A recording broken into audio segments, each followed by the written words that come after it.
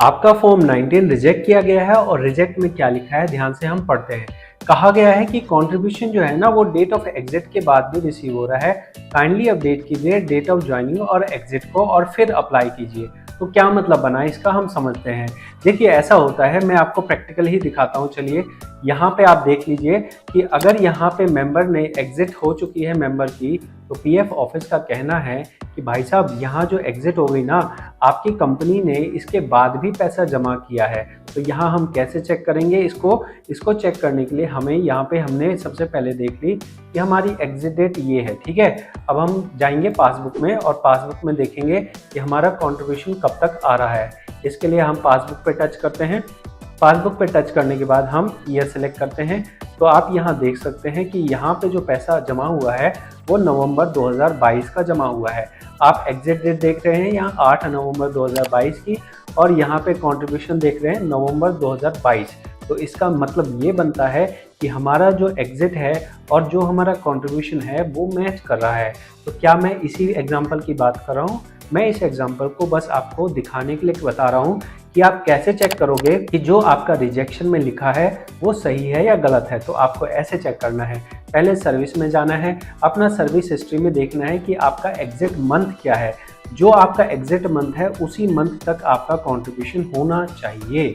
अब होता क्या है, होता यह है कि जब आप नौकरी छोड़ देते हो तो कंपनी वाले गलती से अगर आपके नाम पे पैसा चढ़ा देते हैं। अब ये नाम पे कैसे चढ़ा देते हैं, तो ये अकाउंटेंट की गलती होती है कि मान लो रामलाल काम छोड़ के चला गया है, उसके बाद भी क्या हुआ कि इस महीने के बाद, मैं एग्जांपल के लिए कह रहा हूँ, दिसंबर के अंदर रामलाल नाम डाला और रामलाल का जो है किसी और रामलाल की जगह आपके खाते के अंदर में उसने चाहे 100 रुपये ही जमा कर दिए।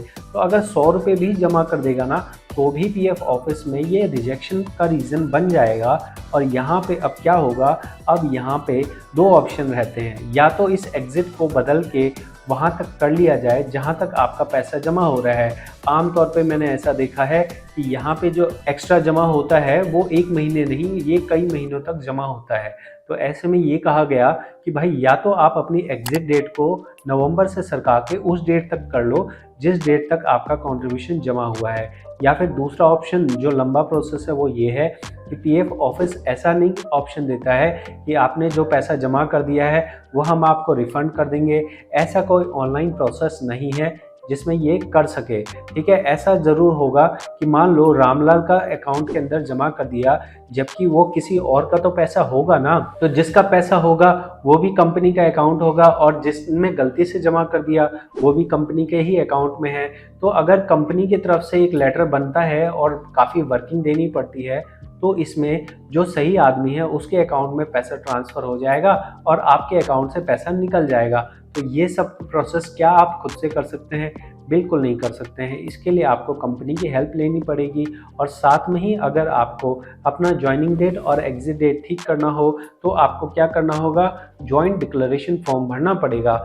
इस जॉइंट डिक्लेरेशन को फॉर्म भर के आप अपना यहाँ पे क्या लिखेंगे, यहाँ पे आप करेंट डेट ऑफ ज्वाइनिंग लिखेंगे और जो रॉन्ग आपको नज़र आ रही है रॉन्ग लिखेंगे। साथ में ही ये ध्यान रखिएगा, यहाँ फादर नेम जो नज़र आ रहा है ये एक बहुत बड़ी दिक्कत है, क्योंकि आपको इसमें आधार कार्ड और पैन कार्ड लगाना है। तो ये जो दो डॉक्यूमेंट है इसमें आपका फादर नेम की स्पेलिंग बिल्कुल एग्जैक्टली होनी चाहिए और यही स्पेलिंग आपकी पीएफ के रिकॉर्ड में होनी चाहिए। अगर ऐसा ना हो तो फिर आपका ये करेक्शन नहीं होगा। चाहे आप मान लो आप कहोगे भाई मैं तो अपनी ज्वाइनिंग डेट ठीक कराने आया हूँ, लेकिन वो कहेंगे नहीं हमें आपके आधार कार्ड पैन कार्ड में फादर नेम भी गलत नज़र आ रहा है, इसलिए हम ये जॉइंट डिक्लेरेशन फॉर्म आपसे जमा ही नहीं लेंगे।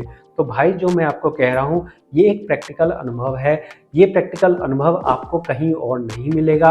इसलिए आप चैनल को सपोर्ट करने के लिए सब्सक्राइब कर सकते हैं। जब ये चैनल बड़ा होगा तो ये जो काम की प्रैक्टिकल जानकारी है वो ज़्यादा लोगों तक पहुँचेगी, और ज़्यादा लोगों तक पहुँचेगी तो भाई ज़्यादा लोगों का भला होगा।